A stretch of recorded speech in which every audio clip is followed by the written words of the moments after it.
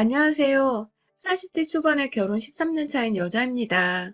살다 무교에 오로지 믿을 것이라곤 세상에 저 하나밖에 없다고 살아온 제가 아주 신철규명하게 하늘의 뜻을 따르기로 한 정말 머선이루고 싶은 일을 사연으로 적어 보냅니다. 글이 부족해 보여도 재미있게 읽어주시면 감사하겠습니다. 저는 결혼하고 13년 동안 시어머니의 사랑을 제대로 받아본 적이 단 한 번도 없었습니다. 피 한 방울 안 섞인 시어머니하고 정말 세상 하나밖에 없는 딸과 모녀 사이로 돈독하게 지내는 것도 웃기겠지만 적어도 남이니까 남한테 미움받는 거 싫기는 다들 매한가지일 거라고 생각을 합니다. 그래도 이왕이면 똑같은 인사를 건네더라도 둘이서 같이 고맙다고 주고받을 수 있거나 혹은 서로 마주하는 자리가 있더라도 서로 한 번씩 하나라도 챙겨주면서 각자가 적어도 관심을 받거나 보살핌 혹은 애정을 받고 있다고 느낄 수라도 있으면 좋겠는 마음이죠. 이왕이면 중간에서 남편이 난처해야 하는 일이 없도록 시어머니랑 며느리가 둘이서 꿍짝이 잘 맞아 알아서 놀아주면 더없이 좋겠고 말입니다. 하지만 저의 경우는 어째 10년이 넘는 그 시간 동안 시어머니랑 그 흔한 고부간의 정조차도 들어본 적이 없었습니다. 일방적으로 저를 싫어해오신 저희 시어머니의 전적인 책임이었습니다. 처음 결혼하던 때 남편이 저한테 프로포즈를 어떻게 했냐면요.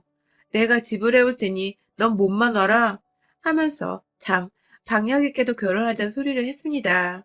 저희가 연애만 거의 5년 정도 했었고 찐사랑이라고 이미 충분히 느낄 대로 느낀 때였지만 제가 경제적으로 그리 넉넉하지 못한 친정을 두고 있는 터라 쉽사리 결혼에 대한 얘기를 꺼내지 못한 상태였어요. 결혼을 하게 되면 적어도 신부가 예단이라든지 어른들 선물이라도 뭘 하나 사드려야 하는데 정말 당장에 10,000원짜리 가방 안에 사는 것조차도 저에겐 사치스러운 때였습니다. 대학은 어찌저찌 부모님께서 좋은 일 하라고 성공하려고 가진 돈을 다 쏟아부어서 보내주셨던 것이었고 때문에 대학을 다니면서도 온 집안의 생활비가 학비에 다 들어가는 바람에 제가 아르바이트를 하면 그걸 다 엄마한테 보내주던 상황이었고요. 내내 학점 관리를 하고 알바를 하면서 하루하루를 그 흔한 커피 한 잔조차 마시러 카페를 가는 여유를 느껴보지 못한 채 살았습니다. 그래도 대학만 졸업하면 뭔가 내가 꿈꾸는 대로 카페 한번 들어가서 여유롭게 커피 한 잔을 마시는 날이 올 거라고 장담을 하면서 정말 악착같이 일을 악물고 공부하며 돈 벌며 버텼습니다. 남들보다 불쌍하고 거지같이 살았는데 더 치열하게 살았다는 이유만으로 하늘이 도우신 건지 졸업 후 취업은 제대로 성공을 했어요. 은행에 들어가서 남들 돈 모으고 저축하는 거라도 보면서 내 돈 불려보자고 은행에 입사를 했는데 지금은 제가 연봉으로 따져보면 성과급까지 합쳐서 남편보다 정확히 1,000만 원 정도 더 벌고 있는 상태입니다. 돈 10,000원에 벌벌 떠던 제가 지금은 정말 그 시절을 생각해보면 엄청난 발전을 한 상태인 것이죠. 이제는 점심때마다 카페에 들려서 아이스 아메리카노를 직접 사다 마시며 살고 있으니 제 기준에서는 일이 아무리 힘들거나 지치더라도 딱 지금처럼만 쭉 살기를 바라면서 더 욕심을 내거나 더 바랄 것이 하나도 없었답니다. 하지만 지난 젊었던 시절에는 그게 아니었어요. 취업을 하긴 했는데 출근할 때 들고 갈 만한 가방이 없어서 제가 대학 때 메고 다니던 책가방을 들고 다녔습니다. 첫 월급 받자마자 더 복 많이 들어오라고 부모님 내복 사드렸고 남은 돈 중에서 처음으로 길거리에서 파는 3만 원짜리 가방을 큰맘 먹고 샀답니다. 그게 그렇게 좋아서 싸구려에 들면 들수록 빗바래져 가는 그걸 좋다고 들고 다녔었죠. 딱 그즘 점차 돈 쓰는 것의 재미와 보람을 알게 되고 돈이 모이는 저축하는 재미도 알게 되면서 여전히 집안이 너무 어려워 모으는 족족 빠져나가는 게 훨 많았지만 그럼에도 이렇게 살다 보면 언젠가 더 큰 꿈을 키워봐도 되지 않을까 싶었던데 남편을 만났어요. 제가 일하는 곳에 고객으로 오던 사람인데 점심때마다 은행에 와서 자기 볼일을 보더니 하루는 제 쪽이 아니라 제 옆창구로 가야 하는데 저한테 오는 손님과 번호표를 교환하더니 저한테로 오더라고요. 순간 이 사람 뭔가 싶었는데 그때 남편이 저한테 반해서 점심때마다 은행에 계좌 확인을 하러 왔었다며 좋아한다고 쪽지에 적어서 건네주더라고요. 참 영화 같기도 했고 순간 제가 무슨 로맨틱한 드라마 속의 주인공이 되어버린 줄 알았습니다. 남편은 그 근처에 직장을 다니던 평범한 회사원이었고요. 그렇게 저희는 퇴근을 하고 나면 누가 먼저 끝나더라도 중간 지점의 카페에서 만나 커피를 마시면서 수다를 떨고 시간을 보내다가 집으로 돌아가곤 했어요. 거의 매일같이 그런 식으로 데이트를 하다가 그즘 남편이 자취를 시작하면서부터 저희가 커피값 아끼자고 남편 자취방에 가서 커피를 만들어 먹거나 저녁을 먹으면서 또 오래도록 연애를 했어요. 남편과 살면서 계속해서 남편이 좋아져갔지만 제 살림살이가 그닥 나아지지 않아서 결혼 얘기를 차마 먼저 꺼내보지도 못한 채 거의 우울한 마음으로 서로를 맞이해 가던데 남편은 프로포즈를 했고 빈손으로 와도 제가 좋다고 그만큼 잃고 싶지 않다고 먼저 결혼 얘기를 꺼내준 남편 앞에서 미안하고 고맙다고 펑펑 울면서 프로포즈를 받아들였어요. 하지만 돈 없이 결혼하겠다고 오는 며느리를 과연 어느 시부모님이 마냥 환영한다고 두 팔 벌려 안아주실까요? 시부모님은 남편에게 미리 저의 가정 형편에 대해서 전해 들으셨는지 처음 저희 부모님을 모시고 상견례 자리를 갔던 때부터 부모님의 얼굴을 하대하듯 스쳐 쳐다보시고 대화도 잘 나누려 하질 않으셨어요. 밥만 먹다가 결혼 준비 얘기가 나오면 그거 우리 돈 다 나가는 건데 사돈이 알아서 뭐하게요?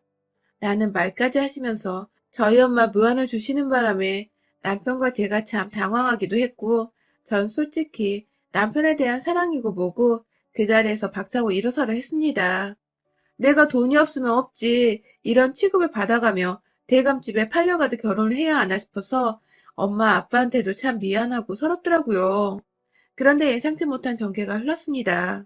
시아버지가 돌아가신 겁니다. 한순간에 아버지를 잃은 남편도 그렇고 시어머니도 그렇고 한동안 결혼 얘기를 입 밖으로 꺼내기도 힘들 만큼 모두가 정신없이 힘들었습니다. 그리고 힘들어한 남편은 저에게 더 많이 의지를 하게 되었고 모든 게 조금씩 정상으로 돌아가기 시작하던 때 저희는 결혼을 하게 되었어요. 시어머니도 남편마저 떠난 마당에 혼자서 저에 대해 싫다고 마냥 미룰 수가 없으셨는지 결혼에 대해 그냥 해버려 하면서 덜컥 승낙을 해버리셨습니다. 어떻게 보면 저희 두 사람은 정말 100% 마음에서 우러난 시어머니의 허락을 받은 게 아니었던 것이죠. 그리고 그 후유증 혹은 불안감은 결혼 생활을 시작하면서 드러났습니다. 시어머니께서는 시아버지가 돌아가신 것이 전적으로 저에게 책임이 있다고 밥 먹듯이 말씀을 하셨습니다. 결혼식장에서도 시작하고 나서야 나타나셨던 시어머니. 결혼식이 끝나고 둘이서 신혼여행을 다녀온 후 인사를 드리러 갔던 날에 시어머니는 밥 생각이 없다고 저희를 그냥 돌려보내셨습니다. 저희가 당시 남편이 혼자 살고 있던 집에서 신혼집을 차리고서 가까이 있던 회사로 출퇴근을 쉽게 하고 있었는데요. 전화를 드리면 어머님이 바쁘다고 피하거나 만나는 것 자체를 거부하는 바람에 제가 남편과 함께 금요일 저녁이 되자마자 시댁으로 간 적이 있었어요. 그런데 어머님께서 문 열고 제가 서 있는 것을 보자마자 아유 재수없어 부정타 하면서 문을 쾅 닫아버리셨습니다. 그 바람에 저와 남편은 시댁 앞에서 문전박대를 당하고 한참을 서 있으면서 시어머니 이름을 애타게 부르다가 결국 집으로 돌아갔고 나중에 시어머니가 남편한테 보내온 문자가 아주 가관이었습니다. 저 하나 때문에 시아버지 돌아가신 것도 모자라 자기까지 죽일 참이냐고 부정탄인가 집 근처에 얼씬도 못하게 하라고 보내셨더라고요. 그 바람에 저는 저대로 이게 왜 나 때문인지 모르겠다고 울다가 남편 돌아가시고 마음에 안 드는 며느리를 들이셔서 마음이 착잡하실 시어머니의 마음이 이해가 안 가는 것도 아니라 혼자 울다가 아주 그냥 혼자 밤을 꼴딱 새워가며 힘들어하다가 출근을 했고 그렇게 그 주를 보냈어요. 이후에 남편과 제가 거의 매주 이틀, 아니 하루하루 찾아가서 시어머니께 무작정 저희와 밥 한 끼 먹어달라고 제가 밥 한 끼라도 지어드릴 수 있게 해달라고 빌면서 겨우 시댁 안에 들어갔고요. 시어머니는 정말로 밥 한 끼를 만들어주기만을 바라셨는지 밥을 다 차리고 나니 저는 혼자 나가라고 아들과 둘이서만 밥을 먹고 싶다고 하셔서 저는 정말로 집을 나갔어요. 그냥 시어머니가 말씀하시는 대로 독한 말을 하시며 제 마음에 비수를 꽂아도 다 제가 감당해야 할 몫이라고 생각을 하며 따르기만 했습니다. 직장 생활을 하느라 힘들었는데도 틈만 나면 시어머니의 마음을 어떻게든 열어보려고 참 부단히도 시댁 문턱을 넘나들며 찬바람 쌩쌩 불고 마음껏 무시하는 걸 다 받아들이고 참았습니다. 제가 시어머니와 처음으로 한 공간에 오래도록 있어 본 것은 다름 아닌 그로부터 2년 후 제가 아들을 낳고 난 후였습니다. 아이가 태어나면서 시어머니는 그래도 손주가 보고 싶으셨는지 병원까지 찾아와서 아이를 직접 안아보기까지 하셨어요. 아이가 제 눈에 봐도 남편을 참 많이 닮았었는데 그게 그렇게 좋으셨는지 처음 보는 애교를 부르시면서까지 아이에게 한없이 다정한 할머니시더라고요. 제 딴에는 내 아이가 복덩이구나 싶어서 아이를 계기로 시어머니와 좀 더 가까워지고자 결심을 했는데 아쉽게도 그러지 못했습니다. 여전히 시어머니는 남편 혹은 저희 아들만 보면 좋아라 하셨을 뿐, 그 후에 제가 2년 차이로 딸아이도 낳았는데요. 딸아이는 병원에 오시지도 않았고, 심지어 어머니 집에 가도 딸아이는 한번 안아보지를 않으셨죠. 제가 싫어서 제 딸아이까지 싫어한다는 것을 제가 누구보다 잘 알고 있었고, 아이들과 남편도 차별을 느꼈는지 시댁에 가는 걸 굉장히 불편해했지만, 저는 적어도 결혼하고 10년을 노력하고 아이들을 할머니에게 보여드리고 하면 없던 정도 생기시지 않을까 싶어서 해마다 명절은 물론이고 어머님 생신, 아버님 기일 등 주기적으로 시댁을 찾았어요. 하지만 해가 지날수록 어머님의 차별은 더욱 심해져 갔습니다.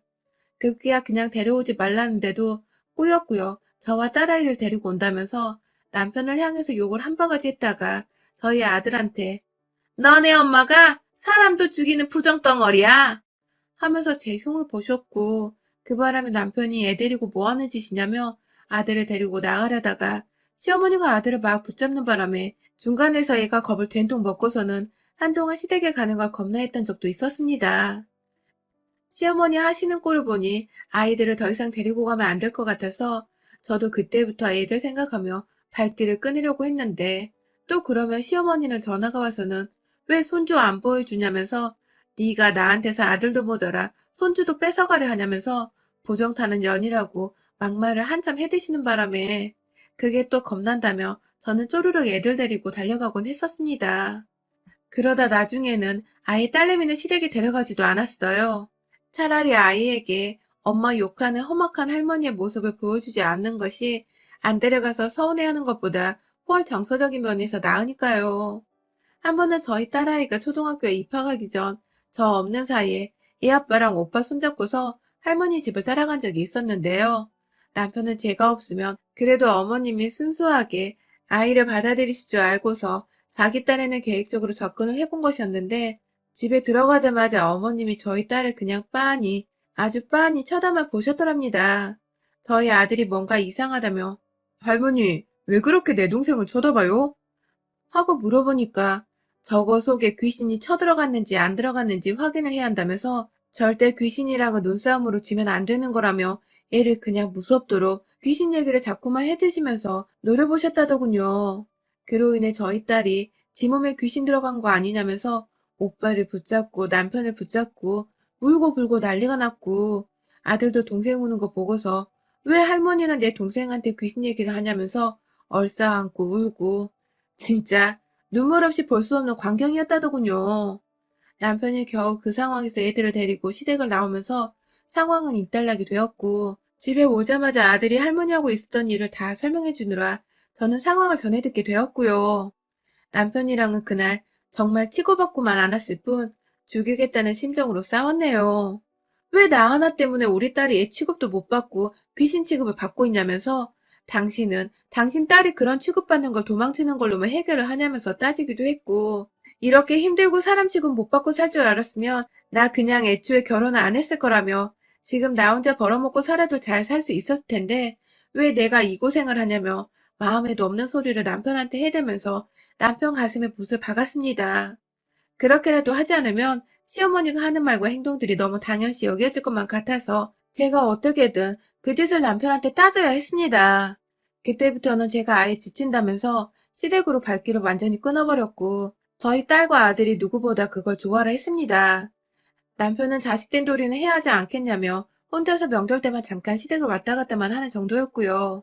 그런데요, 참, 이게 코로나로 사람 심리가 뒤바뀐 것인지 갈 수 있을 땐 그렇게 오지 말라고 하더니 정부에서 가지 말라고 해서 정말 못 가는 상황이 되어버리니 왜 안 오니? 하면서 저희를 찾더라고요. 시어머니가 말입니다. 처음엔 당연히 남편하고 아들만 찾는 건 줄 알고 남편한테 아들이라도 데리고 다녀오라고 했는데 남편의 말로는 시어머니가 저희를 다 같이 불렀다고 하시더라고요. 이게 무슨 일인가 싶어서 이제서야 드디어 마음속에 있던 저에 대한 앙금이 풀리셨나 싶어서 정말 너무너무 기쁘고 들떴습니다. 그 오랜 시간에 모진 말을 들어가며 부정타는 취급, 사람 아닌 취급을 당했었는데도 시어머니의 오라는 말 한마디에 모든 앙금이 사르르 녹아버리더군요. 그래서 이번에 시댁에 갔습니다.